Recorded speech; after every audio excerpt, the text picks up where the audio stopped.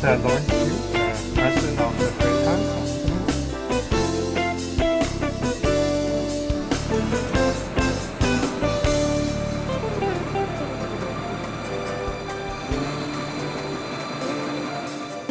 Well, I've been, as you know, Minister of Immigration for over a year, and part of my message for the Korean community is that I want to encourage the community to go the next step into full engagement in the mainstream Canadian society. I think we need to see more successful Canadian-Korean business people leading major businesses like Jack Kim out in the West Coast. We need to see more people following the leadership of Senator Yona Kim Martin by going into public service, into elected life and public service. And we now have a Canadian-Korean general in the armed forces. So I see these signs of really a community that is no more than two generations really present in Canada taking a more involved leadership role in our broader mainstream society. And I'm very encouraged to see that. I just want to encourage the community, particularly young people, to realize the hopes and aspirations of their parents, to sort of to move beyond from just the businesses and the community engagement to broader social engagement in Canada. I think it's time for the Korean community to live up to have the kind of the strength and voice and influence that its numbers and success warrants. The community getting more involved in our broader society. And I said I'd like to see a Canadian-Korean member of Parliament, and I'd like that first Canadian-Korean MP to be a Conservative. And I turned to this very bright, articulate woman sitting next to me, Yona Martin, and I said, perhaps that would be you. And she said, well, that's kind of an interesting idea. She said, I've never really thought about that. I said, well, why don't you consider taking that step? And we talked to Yona, and she ended up running for Parliament in the last election, narrowly lost, but thankfully, I think was appointed to the Senate by Prime Minister Harper. Well, typically under the Liberal government, the only qualification is that you raised money for the Liberal Party.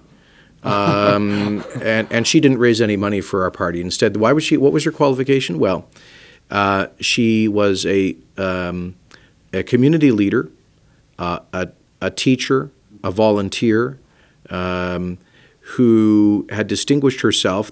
When I talked to the community in BC, I said, look, who would you propose as a candidate for Parliament? They all unanimously said Yona Kim Martin. And so I've always believed in politics that that people are best known by their own community. She was well known in her own broader community in Coquitlam, in the mainstream society. And I think one great thing about Yona is she is a bridge between older generation Koreans and newer and second generation Koreans. As a 1.5 generation community leader, she's also a bridge between the Korean community and the mainstream society because she's married to a native-born Canadian. She taught hundreds of kids in school. She has been one of the hardest, the hardest working senator, at least in our caucus, that I have witnessed. She spends weekends. She works. Most senators don't have to run for re-election. We MPs do. So MPs have to go out and they have to work in their constituency and attend events and help people with issues. Senators don't have to do that. Yona does. I mean, frankly, it's ridiculous. I think we have 10 members of Parliament of Punjabi origin. For a community of about 700,000 people, 700. Now you have maybe 250,000 Koreans and no members of Parliament. One of my reasons for coming here and coming to the community is to invite people to get involved in the democratic process. There will be more opportunities we can ensure that you're involved in the opportunities that will happen in 2010, since there will be at least 2 visits by the President of Korea to Canada. In his role as chair of the G20 process. The President of Korea will be here for both the G8 and the G20 summits, and he and the Prime Minister Harper will be working very closely together. So that is going to help to improve the bilateral relationship in general. And so there will be other opportunities perhaps for access, and I'll make sure that we pass that on.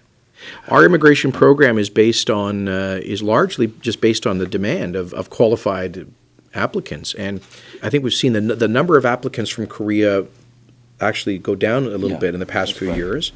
And I think that's probably in general because of the increase in living standards. People are less interested in leaving Korea.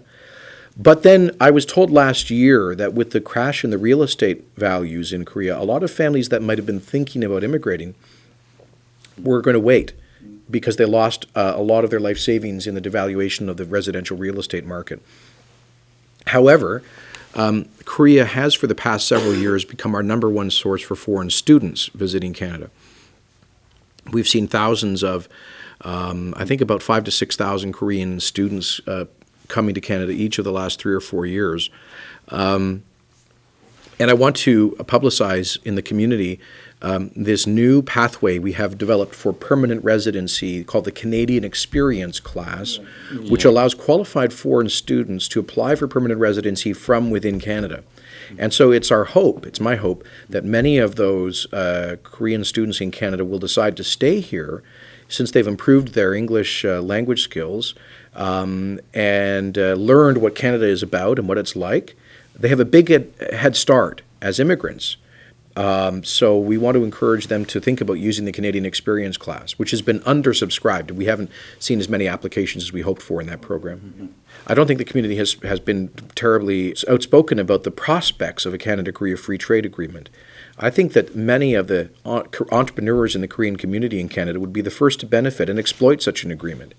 And those discussions have been bogged down for some time. We've learned that Koreans are very tough negotiators, and there are some difficult issues on the table. But our government is, quite frankly, let me be clear about this, we've taken some political risks, and we've been attacked politically by the Liberal and New Democratic parties for simply having those negotiations. We'd like to encourage the community to speak up. You know, you talk about the GTA. There are a lot of opposition MPs in the GTA. We'd like the Korean community to tell those opposition MPs to get behind the government's support in principle for a Canada-Korea free trade agreement. Because that, I think, will just as the Open Skies Agreement, the increase in students from Korea, the general improvement in bilateral relations, all of these things are helpful. But at the end of the day, if we could get that something like a free trade framework, it would do so much more to increase commercial exchanges, but also cultural and human exchanges. If there's one reason I think Koreans should be conservative supporters, it's because they are overwhelmingly successful small business people. And if there's one party that understands and represents the interests of small business people, it's the Conservative Party. This is a government that has cut taxes overall by nearly $200 billion over 5 years. We've cut taxes for small businesses. We've reduced we've increased what's called the capital gains exclusion for small businesses, which means that if a Korean business owner passes on his business to his kid, his son or daughter, they're going to have to pay much less taxes on the capital gain than was the case before. And in terms of the convenience store owners, of course, we reduced the GST by 2%, from 7 to 6 to 5%. Which I think was hugely well received by the retail sector, including the convenience store owners. We are very aware of the concerns about the tobacco sales and the contraband black market that's developed, and the many, I think, costly regulations imposed by the provincial government on convenience store owners. I've met with representatives of the Korean Convenience Store Owners Association, as have other ministers of our government, and I can tell you that our government is working on a renewed strategy to crack down on illegal cigarette smuggling and sales. It's a difficult issue. It involves organized crime. It involves cross-border smuggling, and it's a massive, possibly multi-billion-dollar industry. But the reality is this: every black market cigarette that is smuggled into Canada or is sold in the black market is a dollar that's not going to legitimate businesses that are respecting the law, including the convenience store owners for whom this is one of the key parts of their business. This is a central part of their revenue picture. And if they continue to lose this business stream to the black market, many of them are going to have a hard time surviving. So we totally understand that. We understand the difficulty the store owners are going through. And let me tell you, we intend to take very vigorous action in dealing with illegal tobacco smuggling and sales.